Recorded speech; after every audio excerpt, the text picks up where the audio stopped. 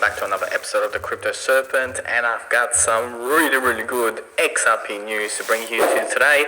And if you do like this channel, hit that like and subscribe button. Really appreciate all of you and everything that you do, and thanks for the support that you guys have.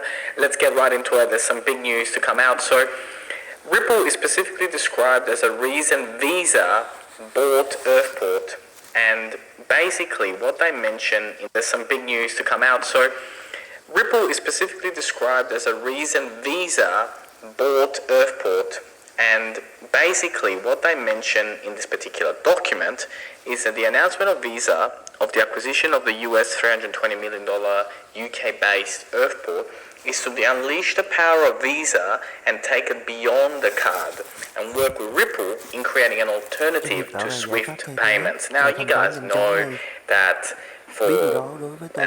since 2017, XRP people all over the social medias, including YouTube, have been talking about this, about Ripple XRP taking over SWIFT, but this is a statement right here in how this is going to work, and you know why companies like Visa are making these type of acquisitions, and the challenge that is ahead is a big challenge. But if the challenge can be overcome, we're talking about trillions of dollars to go through Ripple every single day, which is huge. So Flash FX are working on new corridors as well. And why it's important is that Flash FX, and I do encourage you guys to go have a look at them, is a global payment solution that does use the XRP token, so and the ledger. So I do encourage you guys to go check them out. Now, another thing as well to come out of this particular Twitter account is that FX Clearing Trust, a subsidiary of SBI, Ripple Investor, has obtained a license as a trust business, and the company plans to expand into the Forex market and crypto assets market. Now, I do have the article in here translated in English, and I will put this in the comments so you guys can check it out. And what this means is that Ripple XRP, the Flare network, is going to be playing a major role in the future to come of the Forex market. And so we're talking about trillions of dollars every day being transacted, and being a liquidity exchange is going to be massive for this particular company. So I know that you haven't seen XRP move. I know that it hasn't moved for a while. I know that can sometimes be quite concerning and definitely puts you down when there's like hundreds of people out there going, oh, why you still hold that shit going? I understand, and I do feel your pain because obviously, we're all in the same boat. But we're talking about something here that's going to be valued 5, 10, $20, $100. So don't forget that, because the journey is a tough one, and it's been a tough one, but it will definitely be worth it. Now, I got a video to play for you from this particular conference that occurred, just to give you guys a little bit more in-depth and just add a little bit of courage that you need to hold, because the wait will be worth it. Is to build an internet of value. When we look at the current dynamic I was just talking about, the pre-funding, if the correspondent banking network requires this pre-funding, I'm not talking about a central bank level as much as I'm talking about at a commercial level. And oftentimes, even when I'm meeting with senior people at various banks or financial institutions, they'll talk about their cost to fund into the Mexican peso, and they'll cite a very, very low number. But what that doesn't include is the cost of capital to sitting at a bank there. It also restricts competition because it requires capital to get it there. Our view in the future is you don't have to have this pre-funding, and instead you can use a digital asset to have global liquidity on demand. Now, we build upon a tech stack of an open source technology called XRP. XRP, originally was built by some engineers who had seen some of the flaws of Bitcoin and the challenges of scalability around Bitcoin, where Bitcoin today, per transaction basis, it's rather slow and rather expensive. XRP is very, very fast, about 1,000 times faster per transaction and 1,000 times cheaper per transaction.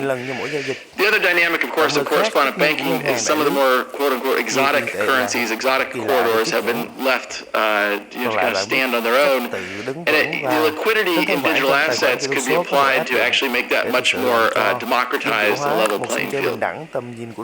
Ripple's vision from the beginning really has been to apply these technologies in the same way that TCP/IP and HTTP are the technologies underpinning the Internet of Information.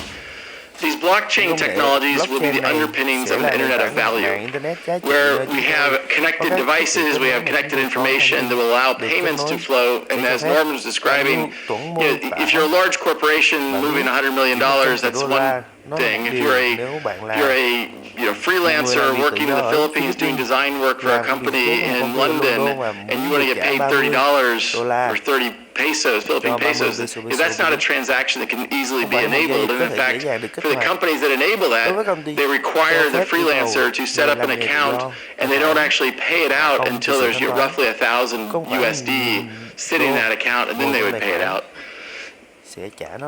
So Ripple has come to the market with 3 products, and I will just briefly touch on. So there you have it. I'll put the link on this particular one and how long it actually goes for. It actually does go for a while, but wow, like what we just saw there, that is insane, like where we're going, how this whole infrastructure is going to work, and the benefits it's going to be, not just for the big banks, but even the little guys. And I really wanted to add that little bit in at the end about, the $30 freelancer that's looking to do work with, a company from the other side of the world, and just how difficult and how big the fees are at the moment. And $2-3 per transaction or $4 per transaction makes a huge difference to someone who's just getting $30, say for example, and 27 actually end up going in their bank. So big things coming, and I know you guys have been very patient, and some of you have been waiting for 4 years. I just want to give you a graph. This particular graph here is really interesting because this is what happened back in 2017. So the ones in pink are the patterns and the movements that XRP did in 2017 before it went off and into the stratosphere. And if you look at the patterns of this year, very similar, very similar to what happened back then. And so the past doesn't always tell the future, but sometimes it does. And I want you to take a look at this because we've been talking about it. I really do feel extremely bullish that this is coming, that huge spike, and then we're off and way past the previous area where there's been a lot of sell pressure, which is obviously that 68, 70 cents USD mark. Once we break it, we are off to the stars. But if we keep going, I do want you guys to also check this one out. It's Sparkles. Sparkles NFT is the Twitter account, and Sparkles is the platform for NFTs built on the Flare network. Now, as you guys are all aware, from somewhere between April and June, we're all going to start to get our Flare tokens, which is exciting, and I'll bring you a lot more videos about Flare as we get a little bit closer to Flare actually launching. Flare is going to be massive for all of us and the opportunities that it's going to bring.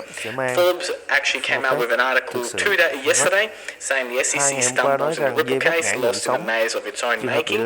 Very interesting article. I will put it in the comments about just all the mistakes they've made and how it's going to be pretty hard from here for them to put up a case that they can potentially win. That's all I'll say there. And I just want to show you this because I think this is a really interesting graph. And what you see here is so what I'm showing you here is almost the whole timeline from 2017 till now, and I think that this is the next step. So the next part that we're going to go through is we're going to have a massive bullish run to about $1.20, and then from here we'll go to like $1.60. We'll have a nice correction,